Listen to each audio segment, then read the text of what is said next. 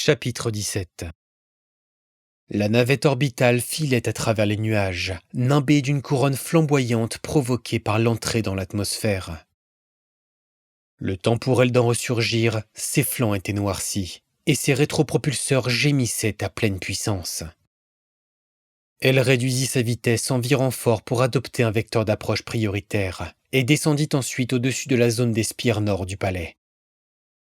Elle vint bientôt flotter au-dessus d'une large plateforme d'atterrissage qui faisait partie de l'embryon structural grandissant qui un jour se dresserait dans l'air de plusieurs centaines d'étages et serait coiffé de rangées de macrocanons comme ceux équipant les cuirassés de la flotte. L'appareil expulsa une jupe de vapeur. Une fois qu'il fut posé, ses patins de stabilisation s'étendirent à leur tour, ses moteurs furent ventilés et la brume de chaleur au-dessus de ses flancs penchés se dissipa graduellement.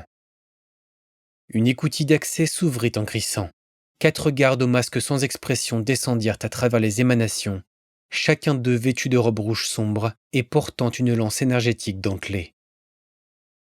Enfin, la rampe d'embarquement principale s'abaissa en sifflant, répandant une riche lumière jaune sur le tablier couvert de neige fondue. Une silhouette seule, celle d'un vieil homme, descendit de son pas traînant en serrant un long bâton de bois tandis qu'il claudiquait. Le capuchon de ses robes était rejeté en arrière, révélant une tête décharnée qui évoquait celle d'un rapace. Tous ceux présents s'inclinèrent immédiatement. Les gardes, les sentinelles du port, les équipes qui s'étaient précipitées pour connecter les tubes de ravitaillement de la navette, les agents de protocole et d'admission qui rôdaient en bordure de la plateforme avec leurs autoplumes et leurs plaques de données. Tous, sauf un, qui ne s'inclinait devant personne hormis l'empereur. « Monseigneur Malcador, » dit Valdor. « Capitaine général, » répondit le sigillite avec un sourire amical. Il marcha jusqu'à lui et plaça une main osseuse sur son gantelet. « Je suis heureux de vous voir, bien qu'à en croire... »« Les dégâts, oui, » dit Valdor en lui retirant son gantelet et en emmenant Malcador vers une porte ouverte surmontée d'une allégorie de l'unité en incrustation d'or. Un homme et une femme idéalisés, dans l'ombre d'un protecteur angélique bienveillant. « Nous en parlerons en privé. » Les deux pénétrèrent à l'intérieur, d'abord suivis par les gardes en robe, puis laissés à eux-mêmes une fois à l'intérieur des couloirs sinueux de l'immense palais. Ils montèrent par des salles silencieuses et désertes, en empruntant un escalier de marbre enroulé, avant d'émerger finalement sur une haute galerie bordée de statues pillées. La lumière hivernale, toujours incertaine du fait des nuages d'orage qui s'entassaient à l'ouest, délavait les couleurs des belles tapisseries.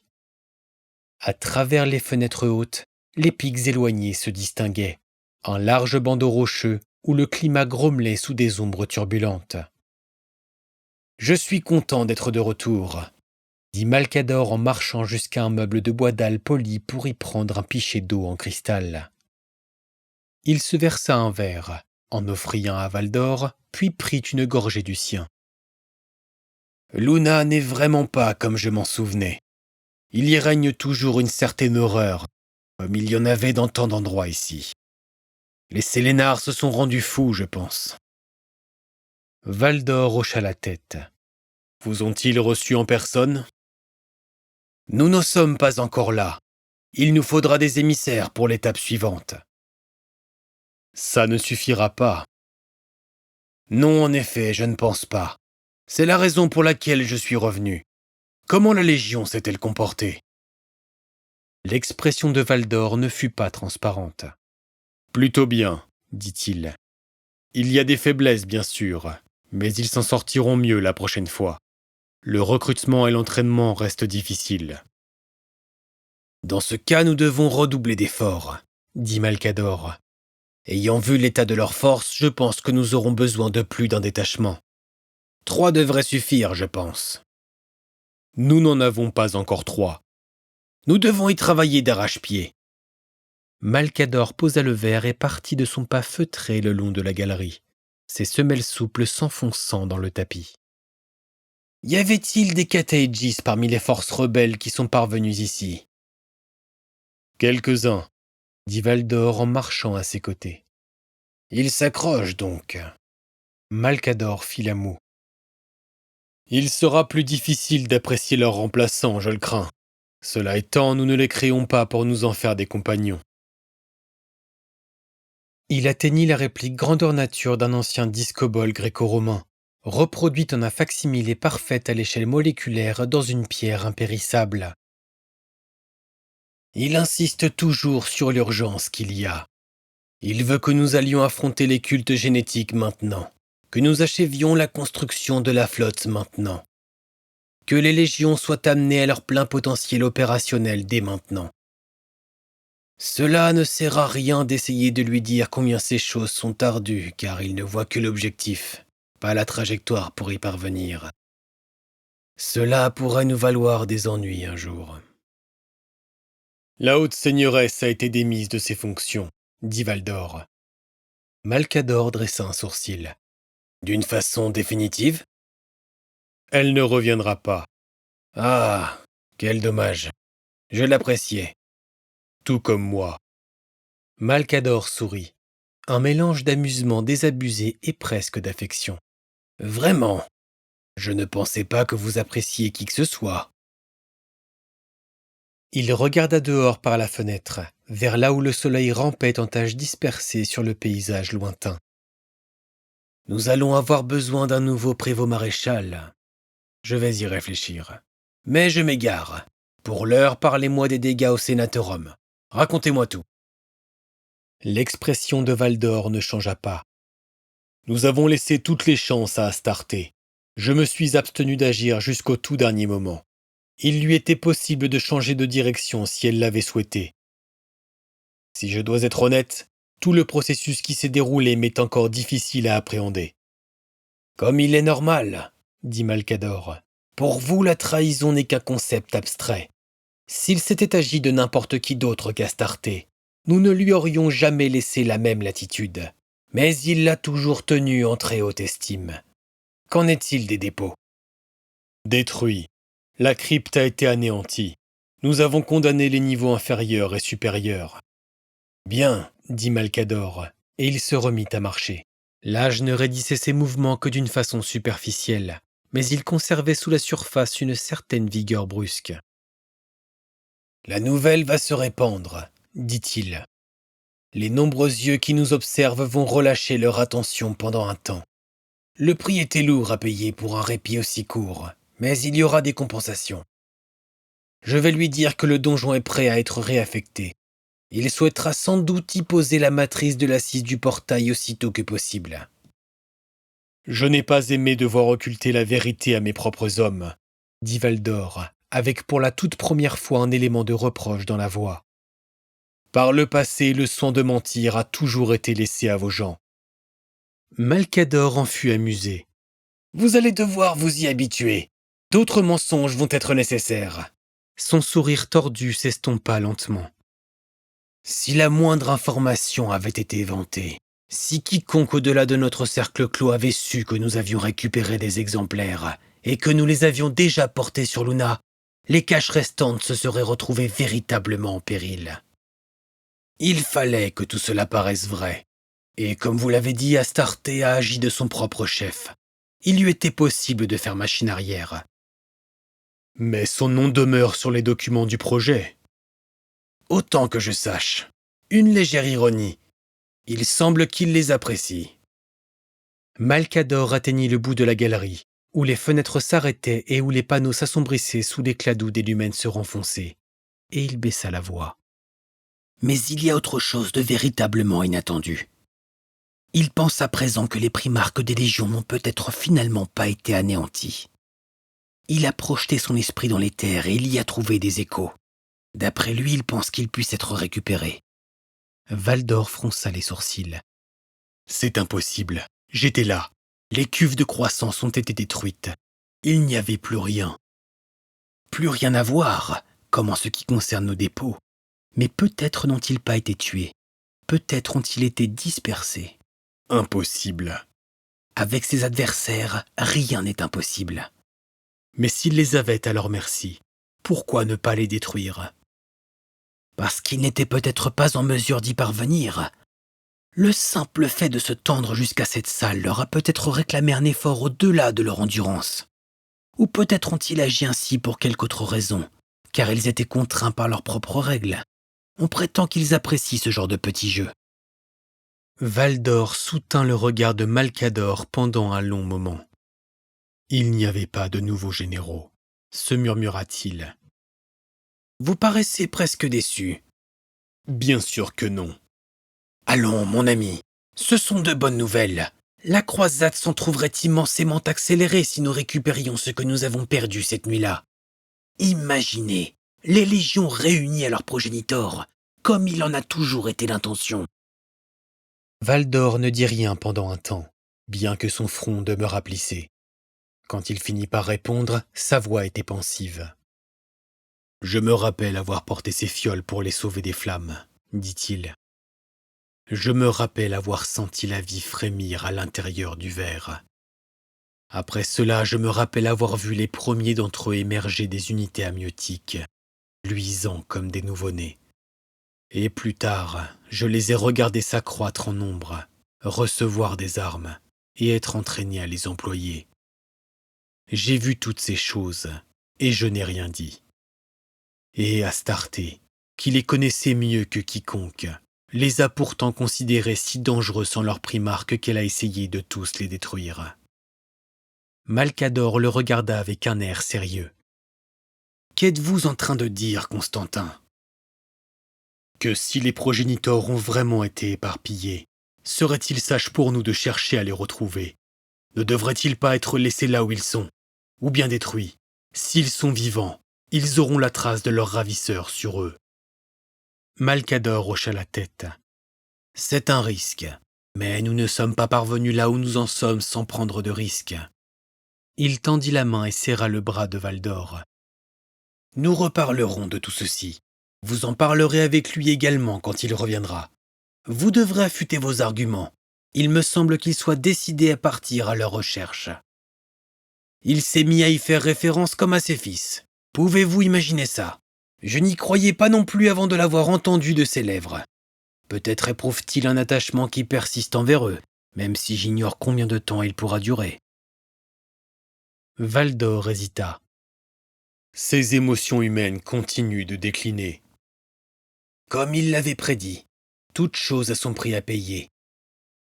Ces mots firent se souvenir Valdor de ce que Candavir lui avait dit, transi de froid au moment où ses illusions lui étaient arrachées. Si vous laissez libre cours à ces guerriers maintenant, vous ne pourrez plus en reprendre le contrôle. Le moindre pas, dans la moindre direction, est semé de danger, dit Valdor d'un air sombre. Malcador parut de nouveau amusé. Telle fut toujours la promesse qui nous a été faite. Ne me dites pas que vous le regrettez, ou je pourrais commencer à douter de votre dévouement à la cause. S'il s'était attendu à le mettre en colère de cette façon, Malcador en fut pour ses frais. Le capitaine général ne fit que se détourner de lui dans un mouvement de sa longue cape et repartit en marchant le long de la galerie en laissant derrière lui le sigillite dans les ombres. « Comment pourriez-vous douter ?» dit-il, en parlant comme s'il ne s'adressait à personne en particulier, ou peut-être à quelqu'un qui n'était plus là. La cause est littéralement tout ce que j'ai. Si nous adoptons cette nouvelle trajectoire à présent, je ne peux qu'espérer que nous pourrons dire de même de ses fils. Au bout d'une période indéterminée de coma artificiel, Samonas se réveilla dans un monde de douleurs cuisantes. Une fois conscient, il lui fallut un temps pour recouvrer ses sens. Il n'y eut d'abord que la souffrance, remontant le long de tous ses nerfs et lui donnant l'impression que sa peau était labourée par des crochets.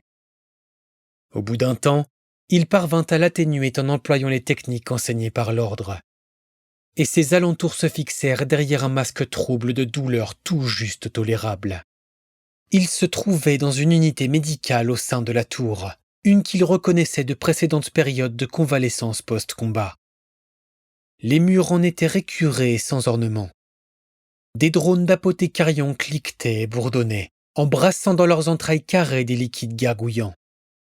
Quelques serfs de la tour s'affairaient par derrière, mesuraient des échantillons et préparaient des remèdes. Samonas les regarda travailler, les paupières à moitié closes, son corps meurtri demeurant immobile sur le lit métallique. Tout ce dont il fut capable pendant longtemps se résuma à cela. Alors, tandis même qu'il sentait une certaine mesure de force revenir dans ses membres étendus et les faire tressaillir, les cerfs disparurent. Les drones se reculèrent sur leurs chariots brinque-ballants, puis se mirent hors tension. Les portes au bout de l'unité s'ouvrirent et son maître entra.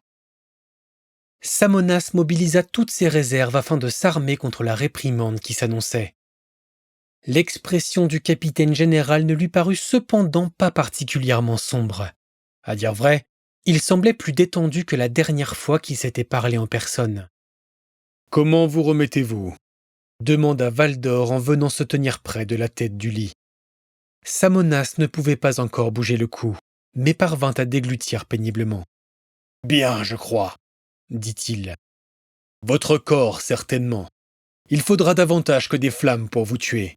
Mais votre esprit, votre état mental, c'est supportable. Vous étiez chargé de défendre le Sénatorum. » Samonas sentit l'éclat froid de culpabilité le frapper droit au cœur. « Oui, dit-il. L'échec me revient. Non, pas vraiment. Valdor laissa ce demi-sourire fragile jouer sur ses traits austères. Vous souhaitiez agir plus tôt, ce à quoi je me suis opposé. Vos actions ne méritent aucun blâme. Votre rôle n'était pas, comme vous le supposiez, de l'empêcher d'atteindre le donjon. Il était d'empêcher que la destruction ne s'étende plus loin. Vous vous êtes acquitté de cela avec une efficacité remarquable, plus que je ne pouvais l'espérer en vérité. Il ne restait plus aucun exemplaire vivant le temps pour les sentinelles du palais de parvenir au tunnel. Et bien sûr, je n'espérais même pas que vous parviendriez au donjon à temps pour vous confronter à elle en personne. C'était impressionnant, même s'il vous reste des stigmates en récompense de votre célérité. Samonas l'écouta avec une confusion grandissante. Mais les dépôts. Je n'en dirai pas plus, et vous ne m'interrogerez pas davantage à ce sujet. Tout est comme il faut qu'il en soit. Pendant un instant, Samonas se demanda si tout ça était un rêve, une sorte d'état délirant où son esprit tentait d'exaucer ses vœux. Mais il ne rêvait plus depuis longtemps. « Comme vous l'ordonnez, » dit-il faiblement. Valdor se pencha plus près en inspectant les lésions que Samonas avait contractées. Il hocha la tête sommairement, apparemment convaincu qu'elle guérirait. « De tels exercices ont une certaine valeur, » dit-il. « Les risques sont réels, mais ce que nous en retirons est d'une valeur significative. Les menaces véritables peuvent difficilement être simulées, bien qu'il nous faille les contenir. Je pense que nous devrions étendre ce modèle. Lorsque vous serez remis, j'aimerais que vous creusiez la question avec moi. » Samonas eut du mal à suivre. « Je vous prie de m'excuser, monseigneur, » dit-il, crispé par les claquements de sa mâchoire. « Je ne suis pas sûr de comprendre. » « J'ai parlé avec le sigillite, » dit Valdor. « Il est d'avis que nos adversaires se prêtent à des jeux de ce genre. Son opinion est même qu'ils ne peuvent se détacher d'une telle façon de procéder, qu'il aurait à la fois une force et une faiblesse. Si nous devons nous protéger contre eux, nous devons apprendre à penser de même, générer des menaces et y répondre, placer nos esprits dans la situation de ceux qui essaieraient de s'en prendre à lui. Laisser le danger se rapprocher et accepter ce risque en échange de la compréhension que nous en retirons. Plus nous deviendrons forts, plus ils essaieront de nous terrasser. Ils en ont la capacité infinie. Nous allons devoir nous donner la peine d'essayer de les égaler. » Alors que tout cela se clarifiait graduellement dans l'esprit de Samonas, il commença à voir où cela les emmenait. « Des jeux de guerre. » En quelque sorte, dit Valdor. Quel était le terme qu'employaient les guerriers tonnerres lorsqu'ils s'entraînaient? Des duels jusqu'au premier sang. C'est cela que nous devons viser, mais en mettant ce palais tout entier en ligne de mire. Samonas commençait à sentir la tête lui tourner. Il supposa que de puissants neurosuppresseurs circulaient toujours dans son organisme. « Je le ferai, » dit-il. Valdor se redressa. « Dépêchez-vous de vous remettre. Il y aura beaucoup à faire quand vous en serez capable. » Il y avait toujours beaucoup à faire. « À vos ordres, » dit Samonas. Alors, d'une façon tout à fait incongrue. Il ne put y avoir de doute. Valdor était bel et bien en train de sourire. Ce n'était pas un sourire d'amusement, ni de mépris, mais quelque chose comme l'expression d'un aboutissement. Comme si par une longue route tortueuse un voyageur venait d'atteindre une destination qui lui était promise depuis longtemps. « Vous semblez avoir une affinité avec le donjon, » dit-il. « Les travaux vont y être longs, mais il ne sera pas laissé en l'état comme une réminiscence des agissements d'Astarté. L'empereur a en tête une nouvelle utilité le concernant, et qui en fera à terme l'endroit le plus sécurisé de la galaxie tout entière. » Valdor se recula, et ce faisant, Samonas sentit ses esprits encore fragiles le quitter à nouveau. Se rétablir allait être difficile, il le sentait déjà. L'impérium est né, le palais est sécurisé, entendit-il Valdor prononcer. Il ne lui manque plus qu'un trône à présent.